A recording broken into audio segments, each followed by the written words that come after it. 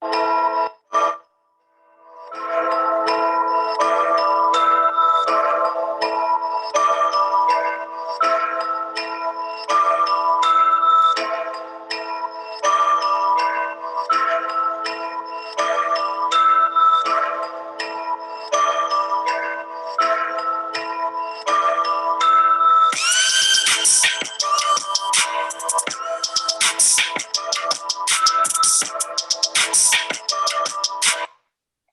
right. Welcome into another episode of the Wildcard lads. I'm Ryan. I'm Markello. We are back today on this fine Saturday, talking about wide receiver rankings, of course, for fantasy football, and just I guess some of the NFL news that have been going on. It's been a pretty eventful week, especially a week leading into training camp. So, what do you want to start with, Markello? Why did Michael Thomas wait this long to get surgery? That's a great question. I was under the impression he got it like in January, February after the playoffs, and then further complications had to be taken. But apparently he didn't get surgery, and I think they wanted just to see how it would do on its own, and it just didn't, heal where it's supposed to. And now, at best case scenario, he's out all of September and then at least half of October. That's like best case scenario. But I mean, just knowing how cautious the Saints are and just what happened last year with him, I don't think we're seeing him until November at least. And I don't know. There's a good chance he might not even play this year if the Saints aren't in playoff contention. So for fantasy football, I'm not taking him at all. Maybe toward the end of the draft, you just hope for a flyer, obviously, but I'm not taking him anywhere near like the first 8 or 9 rounds. So he might end up being like, I don't even know where you rank him, but like wide receiver, like 50 or 55. Anyway, anywhere between like 50 to 60 at that point. Which is crazy because, outside of last year, he's been like a top 3 receiver for like the last 2 or 3 seasons before that. But the downfall of Michael Thomas the last 2 years, it's like I've seen a lot of Saints fans who are obviously not happy. So, and the Saints are just, we had like our records prediction, and I think I had them going to the playoffs. I think I'm gonna have to take the L on that one. So maybe we'll have an updated one before like the season actually starts, but with injuries and stuff. But the Saints have put themselves in a tough situation, especially offensively. So I told you this. I know Peter's obviously not here yet. One more episode. He'll be here for the next episode. He's coming back from Greece in a couple days. But I think when I heard the Michael Thomas news, my first reaction was, I think Taysom Hill starts now. And I know people be like, how does this one injury or like change the Saints? But it's like, whoever starts, even if it is Jameis, it's like they're asked to do like the impossible situation now, because without Michael Thomas, it's like it's Marquez Callaway, it's Traquan Smith, and it's like Deontay Harris, and then Troutman in year 2, and then all the workloads going to go to Kamara and probably Latavius Murray. So it's just asking for a lot for either quarterback. So I feel kind of bad for whoever it is, but we'll see what happens. And then we get the little cryptic stuff coming from Davante Adams and Aaron Rodgers last night. Yeah, the Scottie Pippen MJ things. That a lot of people have been saying that Rodgers is going to retire. I kind of find that a little hard to believe. I was under the impression that like he would just play this year, but the last couple of weeks have made me really think he might retire for 1 year, just to not play for the Packers, because I know the Packers aren't going to trade him, like at least this offseason. Like they're going to be stubborn about it. But at the same point, it's like selfishly, I want Rodgers to play because like he's coming off an MVP year. I know he still looks fantastic, and he probably does have another couple really good years left.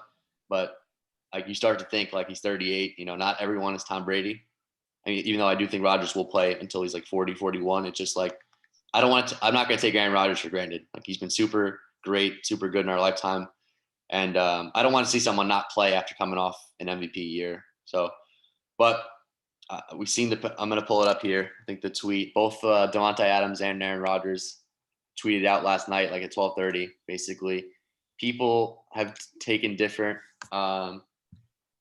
have taken this story but like two different ways. Like you obviously have the last dance, so like this could be like the last ride between the Packers and Davante Adams and Aaron Rodgers. Or some people are just saying like it's Jerry Krause, like Rodgers is done. But I don't know why Davante would post that then. I know Davante's like contract, they broke off like extension talk, but Davante himself is definitely playing this year. Like he said it in like mini camp or OTAs a few weeks ago, where he's like, yeah, he wants a long-term deal done, but if nothing gets done, he's going to come back and be there for training camp. But the fact that both of them posted about it makes me kind of think like maybe that they're in communication with each other and they're just going to like come back for one more, like obviously one last chance. The NFC Championship game, the last two times they're going to try to get over that hump and try to win the Super Bowl this year. But I think we're going to find out in the next couple of days, within this next week, what's going to happen with the Packers. I mean, you got to figure it's already here, so season's right around the corner. Yeah, but I don't think we're gonna like, because if the training camp starts and Rodgers is not there, what are you thinking then? I mean, if your quarterback isn't there, you got to go with the other guy that's willing to play quarterback for you, and kind of invest everything, all of the resources you have into Jordan Love at this point, and pray to God he works out. There's no other like situation for the Packers other than that at this point, because Aaron Rodgers is done. He's not. I personally don't think he's ever going to suit up in Green Bay again. Yeah, and you could be right. Like the last couple of weeks have been like, because we've seen the report about like Rappaport saying the Packers did offer him a 2-year deal with, I think, being the highest paid quarterback, and it's not about money anymore. It's about pride and just what's happening in Green Bay. So it seems like a toxic situation. We'll find out soon what's going on with that. And other than that, this week's there's a couple signings. Like Melvin Ingram signed with the Steelers. Not bad, pretty good for them. We found out some more COVID rules. Like if there's any kind of outbreak between unvaccinated players, there will be no more like shuffling around the schedule or like rescheduling. That team's getting a forfeit and the loss. So I do believe most teams are vaccinated like pretty highly. Like 7 teams are like over the 90% threshold, which is like good. There's a couple teams, I think, like the rest of the majority are like 15 or 16 of them are like 80%. And then there's like 5 or 6 like under 70 or around 70. So we'll see what happens there. Obviously, the NFL has no interest in rescheduling anything this year.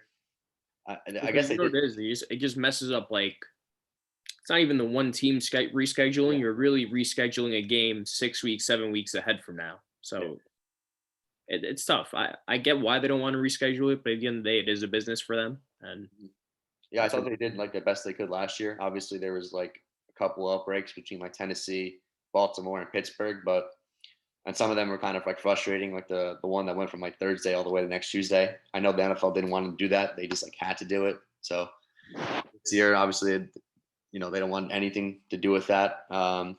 There's a couple of coaches, like the Vikings guy, the offensive line coordinator. He was just like straight up parted ways because he didn't want to get vaccinated. Rick Dennis. As did someone from New England, I believe. I think the co-offensive line coach. Yeah, the co-offensive line coach. You're right. Yeah. So we'll see if that happens. Look, man, it's their choice at the end of the day. So. Yeah. And like there's people like Bruce Arians threatening like I saw that as well. Fines. 14,000 for anyone who's unvaccinated and they're not following the policy, like no mask inside. So yeah, they're really serious about it. So they don't want any outbreaks. And based on how it's going, and based on like based on the vaccination rates, it doesn't sound like it sounds like most teams will be good anyway. But yeah, 100%. All right, so I think we're ready to get into the list, huh? Yeah. Well, before we do, well, obviously this is not a running back rankings, but unfortunately for Cam Akers, we have to mention him at least. Like that was, I really felt like he was gonna have a big year. The way he ended last year and just getting Stafford just really sucks too. To really get like a training for training camp, like literally right around the corner. To tear your Achilles like that is just, it's rough, and it's wish him nothing but the best.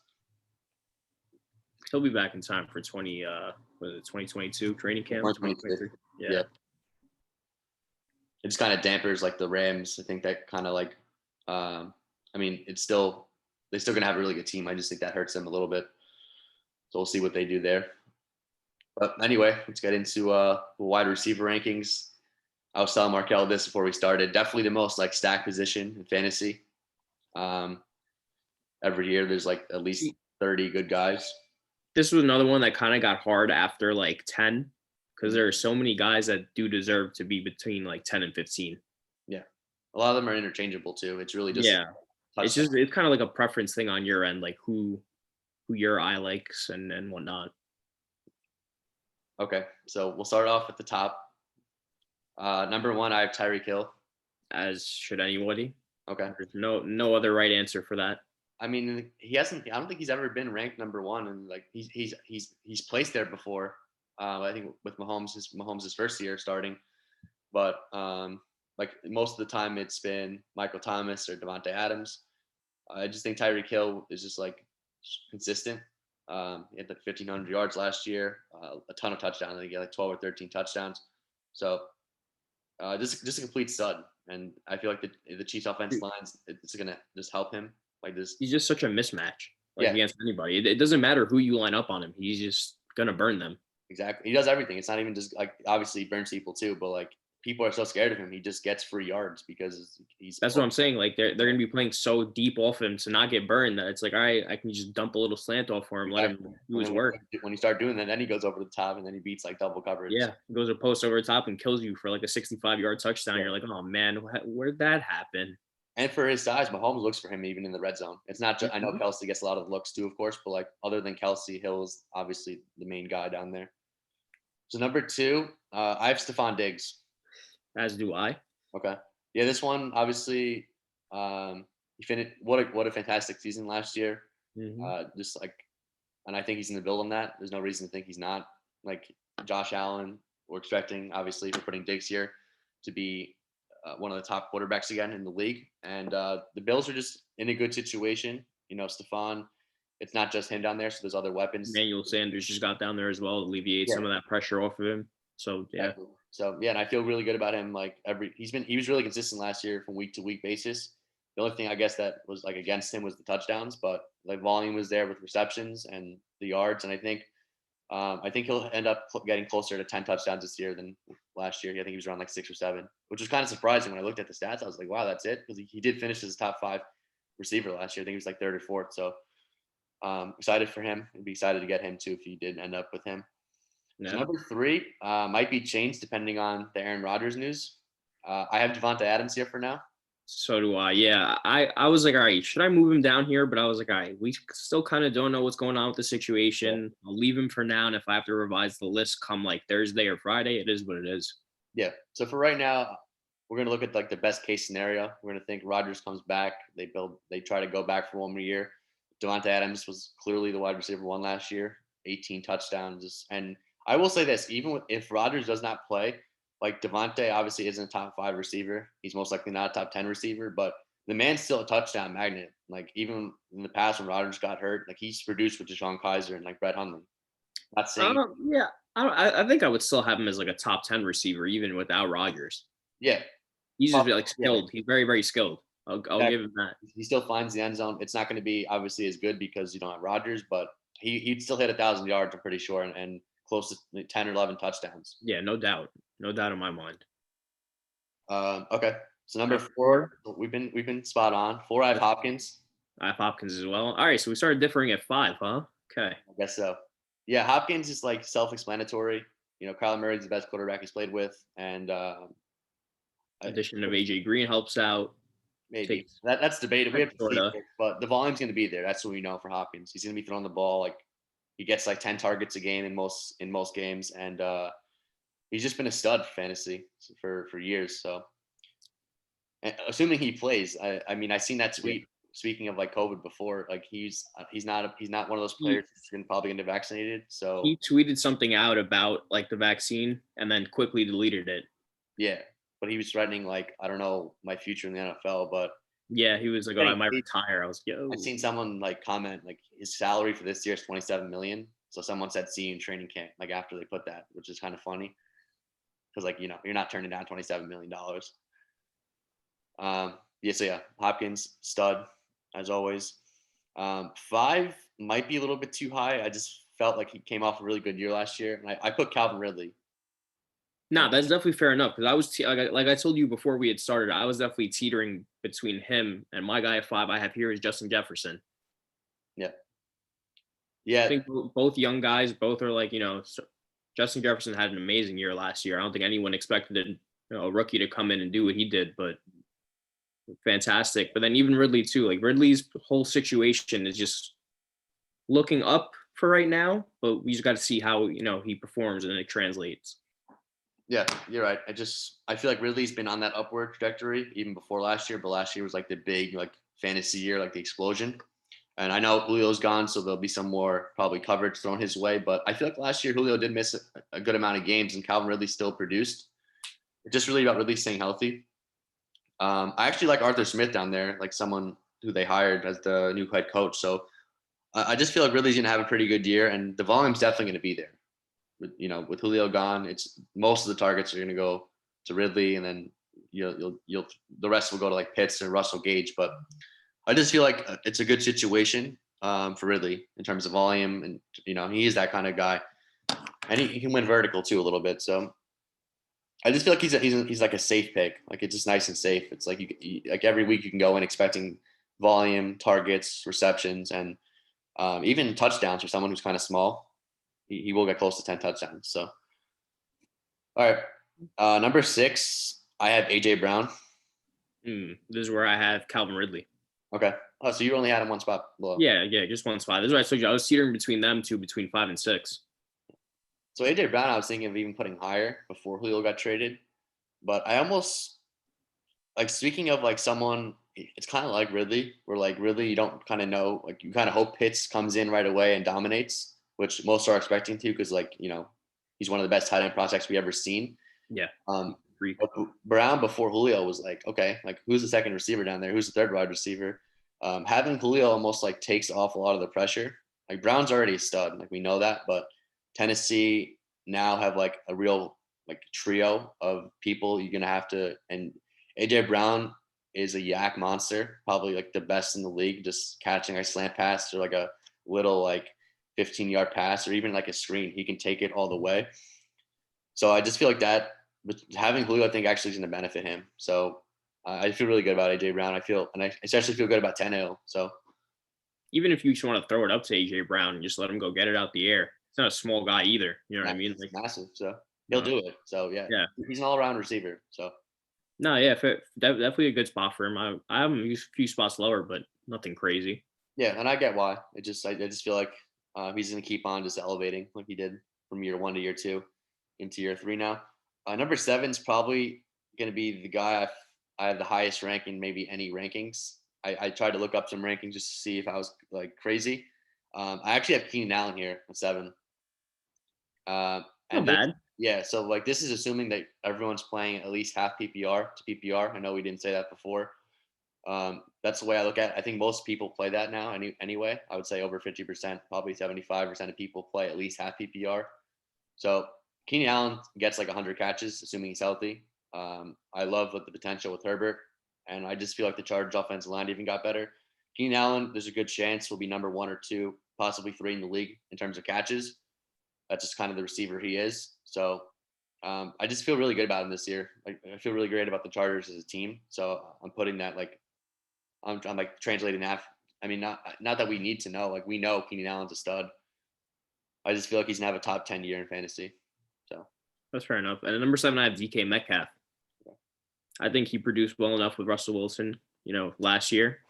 I think he did have a few spotty games, right, where he just kind of like disappeared, didn't really do much. Yeah, but for the most part, I will say that happens to a lot of receivers. Like it's not you're playing 16 games in the NFL. You're not going to have a great week every single week. So that's the problem too. And then in Seattle too, they really need to keep like faith and letting just Russ throw the ball, let Russ cook. So it's all they need. I think they'll be balanced, but yeah. So I have Metcalf at 8, so only one spot lower than you. Metcalf's a beast. Round at 8. Yeah. Okay. Yeah. AJ Brown. Okay. So yeah, you covered it. It's just like from the year 1 to year 2 jump last year was great. There's no reason to think that's not going to continue or at least stay the same. The man had almost 1,400 yards last year, like 12 touchdowns. So DK's a stud, one of the wide receivers you definitely want. So Another now guy like big body and just like freakishly fast as well. he might be like him and AJ Brown. I think are like the two biggest like freaks in the NFL. Crazy that draft class. And 9, I have Justin Jefferson. Um, I still really like him. So like the top 10 was really difficult for me because like all these receivers are super reliable. You know, they're already like proven. Like they're already onto the scene. I just feel like Justin Jefferson. I know he had 1,400 yards last year. Just in terms of like catches, and that was a rookie year, so there's no reason to think he's not going to do that, or at least similar again. But I feel like he might have a little bit more catches this year, and maybe a little bit less yards, which is fine. It's still going to be a good year. But yeah, between all these other guys, I feel like most of them had like 80 plus catches, and Justin Jefferson obviously he excelled in like the deep passes, like he was scoring touchdowns and stuff. So that's how he got his points. But he was in the 60s, and for his rookie year, that was crazy impressive. One of the best rookie wide receiver seasons of all time. I'm a little bit bullish on like the Vikings. Their schedule's a little bit difficult. That's the only thing I was looking at like a little bit before, but I still trust Justin Jefferson as a wide receiver 1. So I might be a little bit too low on him, but I still feel good about him. No, fair enough. Here at 9, I have Keenan Allen. So okay, so you did have him pretty highly ranked. Most places had him like an ADP around 12 or 11. I thought he should be a little bit higher than that. Okay. Who's your number 10? I have Scary Terry here. Not Scary Terry. It's Terry McLaurin, yeah. Dude, and then I think he's going to take an even bigger leap because Ryan Fitzpatrick better than probably any quarterback he's played with. Which is sad, but I'm just trying to think. Like, can you name one better? You had Dwayne Haskins, Alex. Dwayne Haskins. I've taken Ryan Fitzpatrick, dude. No, I'm just listening to quarterbacks. Oh yeah. And that offense as a whole has just gotten better. You know, like addition of Curtis Samuel, Antonio Gibson played pretty well last year. I don't know how well Logan Thomas is going to do, but it's all pointing in the right direction for that team. And Scary Terry, I think, should have another top 10 year, and definitely a reliable guy to have in your lineup every week. I agree. And Fitzpatrick's a gunslinger. He's going to force it even if it's not there. And yeah, as a number 10, I'm glad you had him here. Like we said before, we do all these videos. Like we don't really talk about it. It's fun to do it like without seeing where we actually feel about the players. Terry, I feel like everyone already knows him, but I feel like he's actually going to like really, really break out this year into that top 10 mold. Number 11 is someone who I tried to put in the top 10. I really did. I put Allen Robinson here, and it's just because like this man could play with any quarterback, like literally, like he's ever since his college days at Hackenberg to Blake Bortles to Mitch Trubisky, to all Nick Foles. He's just consistent. Like he's just a stud. And Dalton might even be the best quarterback he's played with. And that's not even talking about Fields yet, who I do think Fields will play this year. It's just a matter of when. But just going to Dalton, if it's the first month of Dalton, whatever, we'll see what happens. But Dalton's number 1 or 2 of the quarterbacks he's played with, which is kind of sad at this point. But it's the truth. And Allen Robinson, he got franchise tagged, right? So I always like players who like are still in the contract year. Like he still didn't get the long-term one he wants. I know he got it like originally from Jacksonville to Chicago, but that wasn't like the mega one because he's coming off an injury. I mean, still getting paid handsomely, but I feel like he wants that one more big time contract. So playing under the franchise tag, you just feel like this is another man who's going to get a ton of receptions and force the ball. So great for fantasy owners. So here I had CeeDee Lamb. Okay. I was super impressed with what he did with Dak at the beginning of the year before the injury. And I think this year it's even going to be, crazy inflated because they're going to be playing from behind every game. So just from that rapport that they had together from that like short span of games, I think it'll continue on into this year and probably even get better than what it was last year. Yeah, it's more than fair. I have Lamb at 12, so literally one spot behind you. That's where I have Allen Robinson. So we've been kind of close with each other. Vice versa, yeah, literally just flip them.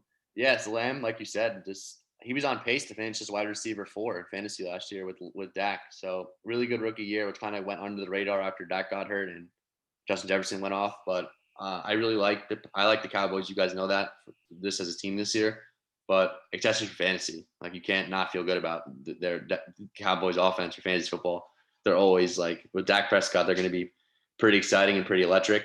And I'm actually like not surprised, but I would guess most people have Amari Cooper ranked above him. So me and you are kind of on the same page there, where I feel like Lamb might, and I still feel like Cooper's gonna have a good year. I just like, Of course. I think Lamb will finish as like the wide receiver one down there for fantasy football. So Lamb was my 12. Who's your 13? My 13, let me check right now. That is Mike Evans. Okay. Number 13 at 13. It's not bad. Touchdown magnet. No, that's what I'm saying. Yeah, definitely a touchdown magnet. I feel like they're definitely, like you said last time in our last episode, they're gonna try to like reserve Gronk for like the playoffs type of deal. So he's not gonna factor too much into like his receptions. You know, him and Chris Godwin usually play good off each other. I feel like Mike Evans like the throw it up there, go get it guy. Chris Godwin's more of like the yak guy, can just take the ball, get a bunch of yardage after the catch. I like how they work, you know, around each other. And of course, they have Tom Brady behind the helm, so That's definitely have good quarterback play all year round if he stays healthy. Yeah, I agree. Well, not with that ranking. I have Evans in my top 15, but I don't have him here. 13 actually have Robert Woods, and that's like maybe surprise to some people. He does usually finish in this area. He's been pretty consistent ever since he joined the Rams. And then now that Cam Akers is injured, I'm thinking like the run game's not going to be as good. Obviously, like maybe Henderson can be serviceable and pretty good. Like I don't think he's a bad player. I think there's gonna be a lot more pressure and a lot more like throwing the ball around than I originally anticipated. So obviously, I made this list after Akers got hurt. So I feel like Woods is going to get the volume. Not only does he get like 90 catches every year, or like for the past 2-3 years, but he also gets rushes, and that might even go up this year with with the Cam Akers news. So for fantasy, if you guys notice my list, I like a lot of players' volume, and Robert Woods is definitely going to be in the top 15 in terms of volume. It's just turning that into touchdowns and yards. But I feel pretty safe about having him. Maybe 13 is a little bit too high, but he's definitely in my top like 15, 16. So I'm going to leave him here at 13. Fair enough. Who you got for 14? Julio Jones. As do I.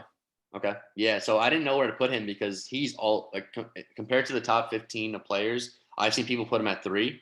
Like he's been all over the map in terms of like in the top 10 and the top 15. He's been almost, if you go to like different sites and Google like fantasy rankings, wide receiver rankings, he's all over the map. He's definitely the one who's like he's all over the place. But I still like him this year. Maybe 14 is a little bit too low. Maybe people are right, and he's in the top 10. It's a lot of mouths to feed, which is fine because Tennessee's probably going to be airing the ball out more than ever this year. And he might even get more touchdowns than he's gotten in the past couple of years, which is kind of crazy because that's like the one thing he doesn't do that well is like the touchdowns compared to other people. But coming off an injury, he's a little bit older now, but I'm still hyped up about him because he's going to get a ton of one-on-one matchups. So I feel good about him. It's just that I feel like he might not get as much volume as some of these other receivers that I have ahead of him. But I feel like he's still going to get like 1,300 yards. I feel safe about him. So that's why I had to put him here. It's definitely still Julio Jones at the end of the day. Yeah, that's the thing. Yeah.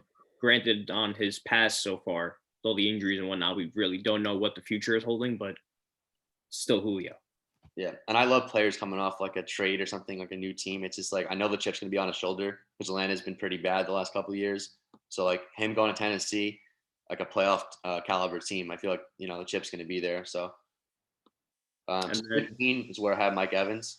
Okay, fair enough. This is where I have Chris Godwin. Okay, and Mike Evans, like you said before, just a touchdown machine. And I feel like even last year he didn't even get going really till like mid-season with Brady. And like we already gave our quarterback rankings. We both feel like Brady's gonna have a pretty good year, even probably like around where he was last year, maybe even a little bit better. So I feel like that only does wonders for you. You said I feel like for the whole offense, but especially for Evans. The only thing I don't like about Tampa, not like, but for fantasy, is like there's a lot of people there. Like even Antonio Brown might get more, he's gonna get more involved this year because he came halfway through last year. So there's a lot of mouths to feed, definitely between Godwin, Brown, Evans, even the tight ends like Howard. There's a lot of mouths to feed, and they'll probably be up in games too. That's why I have them here. Like I don't know how much they're gonna like. Brady's still gonna air it out, but like compared to some other teams, the Bucs are probably gonna be the team that's in the lead for most of their games. So it seems like okay, like are they gonna dial it down? Are they gonna we'll see what happens. But Evans for sure has been like 7 straight years with 1,000 yards. Yeah, something crazy like that. Yeah, assuming he's on the field, he's a safe, good wide receiver for you. So who did you have at 15? Oh, I have Chris Godwin. Yeah. okay. Okay. So you just did top 15, right? Yeah, I just did top 15. All right, I'm gonna list like just as I'll put 20. I'll just list my rest of the guys. Um, so 16 is where I had Amari Cooper. Just like we said it before, I feel like they're gonna be close between him and CeeDee Lamb. Cooper actually did start off camp on PUP. I seen, so I don't know what I think it was like. I don't know the injury, but he's gonna be. They said he's gonna be ready for week 1, which is all that matters. And with Dak Prescott, Cooper's gonna get the targets, the looks, and Cooper even actually performed a little bit with Dalton last year, so you just kind of know what you're getting. 17's where I had Cooper Cup. So we talked about stacks before, like how many duos we have in my list. I didn't have that many, but Robert Woods and Cooper Cup were kind of always near each other, like high volume players, and probably honestly the news of Cam Akers probably only pushes them up in terms of volume and targets. 18 is probably the most like not even controversial. It's just like most of these players that I pick have a good quarterback situation or a good team. 18, I picked DJ Moore. I like that pick, honestly. I feel like a lot of people are sleeping on DJ Moore, actually. Yeah, I love DJ Moore. Like last year, he's coming off 1,200 yards with Teddy Bridgewater, PJ Walker, just like a walking door. This man could actually be like the top 10 or 15 receiver if Darnold's like any good. Yeah, not even any good. I think if Sam Darnold is even serviceable. Serviceable, yeah. Yeah, DJ Moore will sneak his way into the top 15 as of next year for sure. Yeah, because this guy's a yak monster. He can do a lot. He wins deep, but for some reason, nobody could hit him last year. They kept showing highlights of him being wide open in the end zone, and they just kept not hitting him. 19, actually, I have your boy Kenny Galladay. And this, I like that. the last two picks. 19. Oh yeah, I didn't even do that on purpose. But the last two picks have been like the ones where I like the player. We have to see about the quarterback and the situation. Daniel Jones, this is the year now to show everything. But Galladay should be the red zone guy. We know this. He should be the wide receiver 1 down there. Now Kenny Galladay is not going to be a guy for you. Like if you're looking for volume in PPR, he's probably going to only have 60, 65 catches. But Galladay is the red zone guy. Like you're hoping that he scores 10 to 11 touchdowns. Which is not even the red zone guy. We're just going to be chucking. Daniel Jones likes to just chuck the ball deep. 50-50, yeah. Yeah, like 50-50s. I don't think Galladay's ever going to have like 90 to 100 catches ever. No. Probably not even 80. So you're like for him, you're hoping for red zone, like to just touchdowns in general. Like you said, I'm hoping more in the range of like 60. If he can get to like 70, 75 catches, I think that's a great season. And that's what Daniel Jones plays like, not Daniel Jones. Yeah. And I'm obviously me putting him here has a little bit of a jump, a leap of faith in Daniel Jones. Not that much. We still have him at 19 for a reason. And like we said, fantasy is really about, especially when we get like closer to 15 to this range. It's like it's really subjective and like what you want and like what you like. Because to be honest, it's a pretty stacked position, and it's literally a year-to-year thing. So 20, I actually have Tyler Lockett. So Chris Godwin just missed out my top 20. He was 21.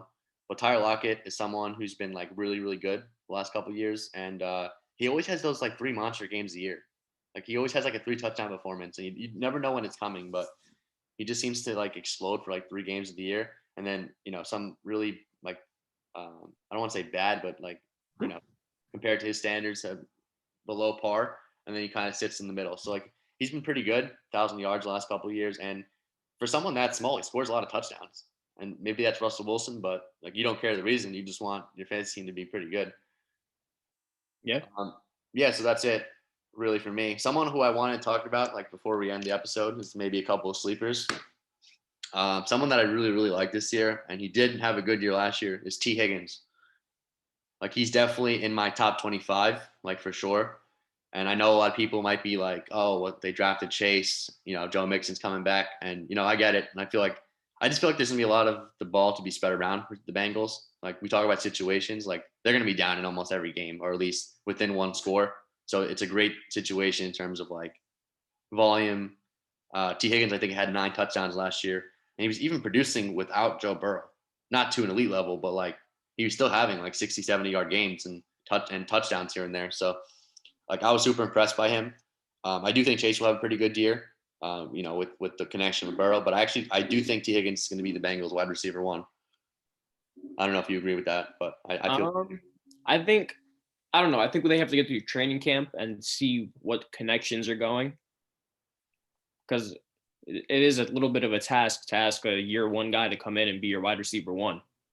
Yes, So which is why I went back to because Burrow and Higgins had that. I know, in the LSU, you can say like, oh, but Chase had like 21 touchdowns. yeah, but this is an LSU, and you're not Yeah, playing, Alabama or Ohio State, yeah. in Although week I do one or think week he'll two. have, I do think he'll have like close to 1,000. I feel like he'll have like 800, 900, which will still be a lot because, like I said, the Bengals are going to have the ability to spread the ball around. They're going to be behind Burrows. You You know, know who's another guy I really like this year? Deontay Johnson. I had him. So I did the list all the way to 25. I had him literally at 25. Like the volume's going to be there for this guy, and I do think he'll finish as the Pittsburgh wide receiver 1 too. Yeah, I I think agree. I so. agree. I don't think they have any faith in Juju. It's just because Juju's on the 1 year deal. Juju's still like a safe option because kind of like what's going on last year. Like the Steelers, we kind of know they're on the way down. Like I feel like they're going to be fine in September and maybe October, and then you'll start seeing like the Steelers crumble down. But like that's a tough trio to stop for wide receivers like Claypool, Deontay Johnson, and Juju. And I feel like Deontay, like hopefully figures out the drops. That's the only thing that pisses me off when I watch him because like he's good at route running, he gets open, it just like the concentration drops. But the volume's there for me, and I agree with you. I like him a lot too. He's actually my keeper this year in our keeper league. Okay, I like that pick. He's gonna be one of my. I picked him. I have him like a round 10 keeper. So So that's good because you're not going to get anyone with that volume and that productivity probably in round 10. yeah, I think I'm doing him at 10, and then Tua at 16 is when I took Tua. Oh, you took two. Okay. Well, quarterback is quarterback, so 16th round. People are like, I didn't put him here for sleepers, but I feel like Tua is probably being disrespected a little bit too much. Not saying he's gonna be a top 10 quarterback, but like for fantasy, but like He could surprise us, man. He could really surprise us because he has an that's amazing why I wide like receiver group down there. yeah, a lot of targets. That's what I'm saying. So Gesicki isn't anything to you know forget about either. And then yeah. who's his running back down there? Um, Gaskin. yeah, Yeah, he produced in a couple games. He's not gonna be a star, Gaskin, but like he can catch out of the backfield. He can do some things, but yeah, um, yeah. Tua could definitely have a year. yeah, a couple players just to mention, but they're not sleepers. Like Thielen, of course, touchdown machine. I just had him in my top 25. Godwin, like you mentioned, and I actually had. I don't want to call him a sleeper because he also broke out as a rookie. Is Ayuk, Brandon Ayuk. I feel like a lot of people soured on him because Kill's coming back and Debo Samuel. I actually view him as their wide receiver 1, even over Debo. I just feel like he does more. I can count on him to stay more healthy. I know Debo's in a contract year, so like I know people will be like, all right, this is the year to produce, stay healthy. I think we should also be looking out for Devontae Smith. I think he's gonna have an amazing rookie season. Yeah, Like probably, I think he's gonna be the best rookie receiver taken off, like best stats, all that at the end of the year. I can see that for sure. Last year was a weird case because the first couple guys outside of CeeDee Lamb, that wasn't the case. Mm-hmm. But someone who was probably being subbed on a little bit is Cortland Sutton. I know Yes. he was taken high last year, but with the ACL, this man produced with Drew Lock. The year who was before it was like Driscoll. Remember Driscoll came in. Yeah. He had over 1,000 yards and like 9 touchdowns with those quarterbacks. So like I know a lot of people are like, oh, with the quarterback situation in Denver, Sutton's a guy who's proved he can do it with just about any quarterback. And even if it is Teddy Bridgewater, like we'll see whatever combination it is. I feel like he should be talked about at least as a top. I'd feel really good about getting him as a wide receiver too, honestly, for my team. Even Tim Patrick too. Tim Patrick like maybe doesn't get as much volume, but when he does get the passes, he doesn't drop them. I feel like we have to mention Judy at least. I know it's the same team like Denver, so I don't want to. I'm not buying all into Denver because like the quarterback situation is there for a reason. But Judy was a great prospect, and toward the end of the year, he kind of really came on. I know he had some concentration drops, but he gets open so much. Like it's just so the opportunity is going to be there just for both of them. I do feel better about Sutton than I do about Judy, but I do feel like Judy's going to have a much better sophomore year than a rookie year. The last guy I wanted to bring up, I'll bring up 2 more guys, but this one is probably like a deep, deep sleeper. It's probably Mike Williams from the Chargers. So like I said before when I was talking about Keenan Allen, I really like the Chargers this year.